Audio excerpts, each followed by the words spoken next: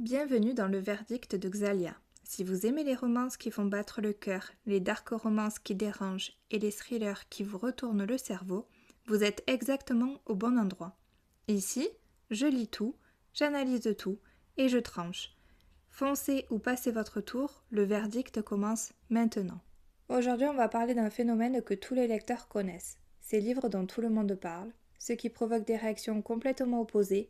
Certains lecteurs disent « c'est un chef-d'œuvre, c'est incroyable, ce livre m'a bouleversé ». Et d'autres disent « je ne comprends pas la hype, je me suis ennuyé, je l'ai abandonné ». Et la vraie question c'est « comment un même livre peut provoquer des réactions aussi opposées ?» La réponse est simple, les lecteurs ne lisent pas tous pour les mêmes raisons. Certains cherchent une tension émotionnelle forte, une romance intense, des personnages obsessionnels. D'autres veulent une écriture travaillée, un rythme maîtrisé, une intrigue solide. Et parfois, un livre excelle dans un domaine mais échoue dans un autre. Résultat, il devient clivant. Et aujourd'hui, je vous propose d'analyser 3 livres qui divisent énormément les lecteurs. Pas pour dire qui a raison ou tort, mais pour comprendre pourquoi ces réactions existent. Un thriller, une romance et une dark romance. Commençons avec un thriller très connu, Dans son silence, d'Alex Michaelide. Le concept est extrêmement fort, une femme tue son mari, puis décide de ne plus jamais parler. Elle est internée dans un établissement psychiatrique et un psychothérapeute tente de comprendre ce qui s'est réellement passé. Déjà, sur le papier, on comprend pourquoi ce livre attire.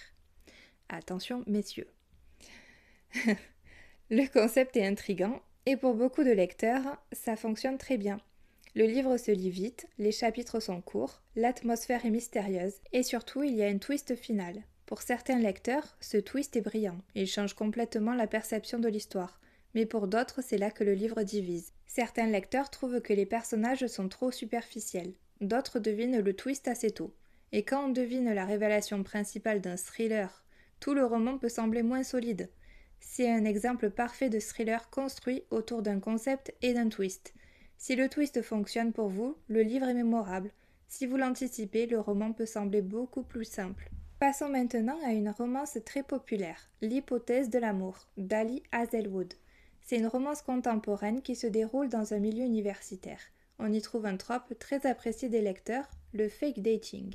2 personnages prétendent être en couple et évidemment la situation finit par devenir plus compliquée. Pour beaucoup de lecteurs, ce livre est une réussite. Pourquoi ? Parce qu'il est drôle, léger et très réconfortant. Le personnage masculin Adam est devenu pour certaines lectrices un véritable book boyfriend.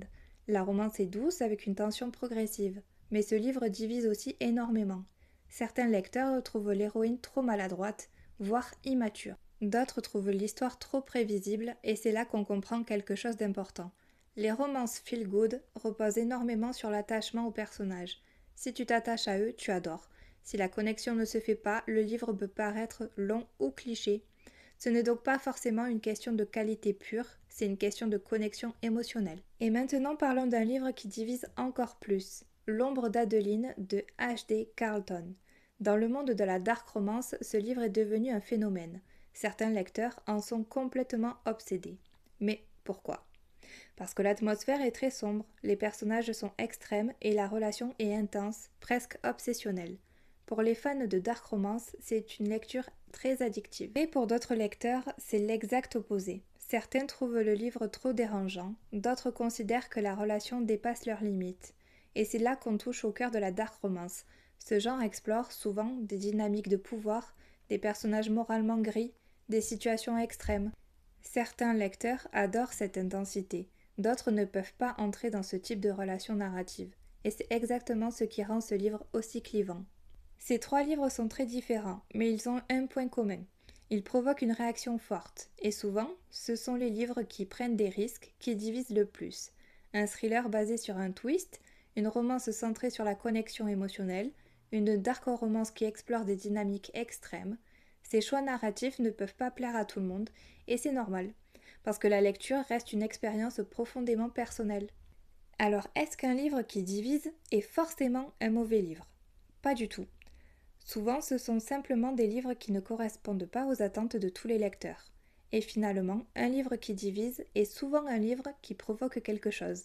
Et parfois, c'est exactement ce qu'on cherche en tant que lecteur. Et voilà pour le verdict du jour. Si cet épisode vous a parlé, abonnez-vous pour ne manquer aucun verdict.